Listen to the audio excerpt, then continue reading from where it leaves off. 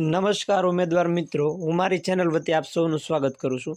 આંગણવાડી અને કાર્યકરના બહેનોને હેલ્પર મદદ વેતન માટેની માંગણી। આંગણવાડી અને કાર્યકરના બહેનોનું હલ્લાબોલ કાર્યકર અને તેડાગર। આંગણવાડી માનદ વેતનમાં વધારો કરો અને ક્યારે વધારો થશે તેની માહિતી આપણે એક ટ્વીટ દ્વારા જાણીએ। આંગણવાડી વર્કર હેલ્પર કાયમી કરો, આશા વર્કર ફેસિલિટર કાયમી કરો। માનનીય ગુજરાત હાઈકોર્ટ તારીખ 20 ઓગસ્ટ 2025ના ઐતિહાસિક ચુકાદો LPA નંબર 367/2025 છતાં ગુજરાત સરકાર દ્વારા હજી સુધી લઘુત્તમ વેતનની ચૂકવણી અંગે કોઈ નિર્ણય લેવામાં આવ્યો નથી અને અમારી સ્પષ્ટ માંગણીઓ કે તાત્કાલિક અમલ ગુજરાત હાઈકોર્ટ ખંડપીઠ આદેશને તાત્કાલિક સંપૂર્ણ અમલ કરવામાં આવે। શોષણ બંધ કરો। આંગણવાડી વર્કર માત્ર 10,000 અને હેલ્પરને માત્ર 5,500 આપીને થતું શોષણ તાત્કાલિક બંધ થવું જોઈએ। સંપૂર્ણ લઘુત્તમ વેતન ચૂકવવું। આંગણવાડી વર્કરને કુલ 24,800 અને હેલ્પરને કુલ વેતન 20,300 રૂપિયા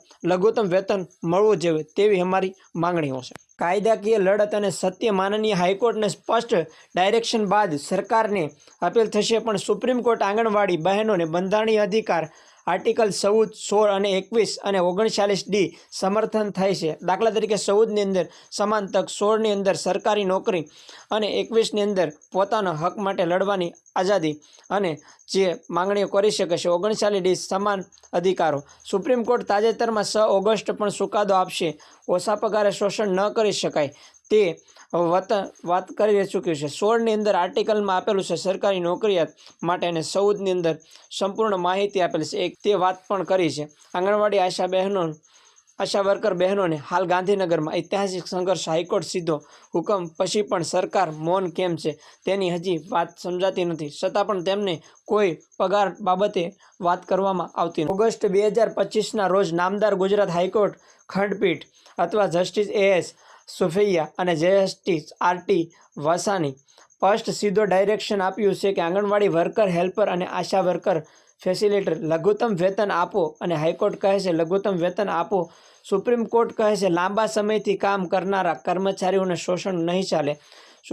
સુપ્રીમ કોર્ટે પણ જણાવ્યું છે કે લાંબા સમય સુધી કામ કરનારા કર્મચારીઓનું શોષણ નહીં ચાલે, પણ ગુજરાતી ભાજપ સરકાર હજુ પણ વિચારમાં નથી। અત્યારે તમે જોવો તો ચૂંટણીનું રિઝલ્ટ સૌથી પહેલાં આવી જાય છે, તેમ છતાં પણ વેતનની માંગણી કરો તો હજી સુધી ગવર્મેન્ટ વેતનને કોઈ પણ પ્રાધાન્ય નથી આપતું અને તેનું લેટ ઉપર લેટ, અરજી ઉપર અરજી આપો તેમ છતાં પણ તેમનું કોઈ પ્રતિસાદ આપવામાં આવતો નથી। વેતન હાઈકોર્ટ મુજબ આંગણવાડી વર્કરને 24,800 જે ભથ્થું મળવું જોઈએ તે મળતું નથી ને સમથિંગ 10,000 રૂપિયા જ અત્યારે હાલમાં આપવામાં આવશે। આંગણવાડી હેલ્પરને અત્યારે 5,500 તેને તો સાવ બેઝિક પે પણ આપવામાં આવે છે 5,500 અને તેનો લઘુત્તમ પે થવો જોઈએ 20,300 રૂપિયા। હજી હકીકત શું છે કે વર્કર 10,000ની અંદર અને હેલ્પર 5,500 એટલે કે 5500 અંદર અને પણ સમગ્ર ડિજિટલ કામ FRS, TRC, BLOની ફરજો અને શોષણ નહીં કહી શકીએ તો શું કહી શકો।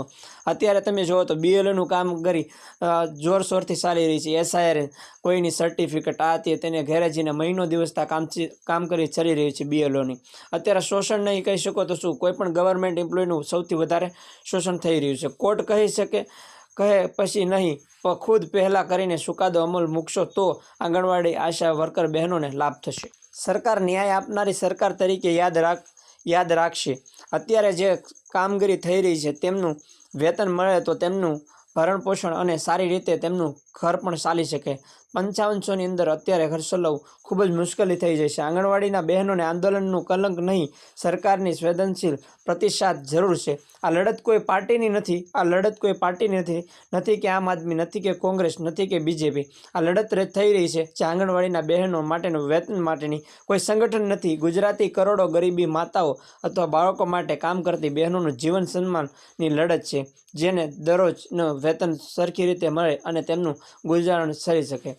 નામદાર ગુજરાત હાઈકોર્ટ ચુકાદો મુજબ આંગણવાડી વર્કર હેલ્પર આશા વર્કર ફેસિલિટર ત્રીજો અથવા ચોથા વર્ગના કર્મચારીઓમાં સમાવેશ કરે અને તાત્કાલિક લઘુત્તમ વેતન ચૂકવવામાં આવે અને તેમનું પણ જલ્દથી જલ્દ નિવારણ આવે તેવી વર્કર હેલ્પર બહેનોના વર્ષોથી અટકાયેલા પ્રશ્ન હવે તાત્કાલિક ઉકેલ આવશ્યક છે। 10 માર્ચ માનનીય મુખ્યમંત્રી સમક્ષ રજૂઆત થતાં અત્યાર સુધીની બેઠકો નિર્ણય આંગણવાડીના બહેનો ધીરજનું પરીક્ષણ હવે પૂરું. મુખ્ય માંગણીઓ સરકાર તાત્કાલિક નિર્ણય લેવો અને નિવૃત્તિ વય 60 વર્ષ દેશભરના ધોરણ મુજબ ગુજરાતમાં પણ અમલ કરો.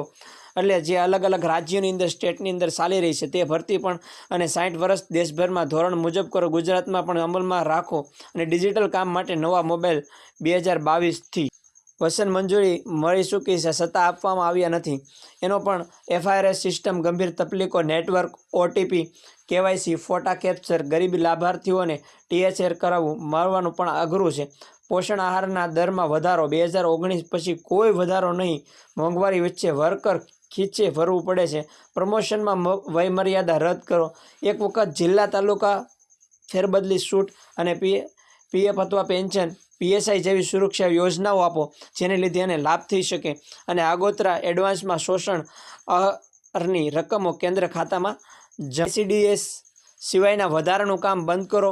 BLOનું કામ સહિત જે શાળા જેવી 1 મહિના રજા અને 30 દિવસ વાર્ષિક પગારભર કરી છે, જેની અંદર અમુક વેતન આપવામાં આવી રહ્યું છે, તેમ છતાં જે 30 દિવસ BLOનું કાર્ય હોય છે, તેમ છતાં તે વર્ગ પણ ખાલી રહે છે. તેમની માટે અલગથી માંગણીઓ આપી દો. BLOની અલગથી અધિકારીઓની નિમણૂક કરો તેવી સરકારશ્રીને નમ્ર નિવેદન.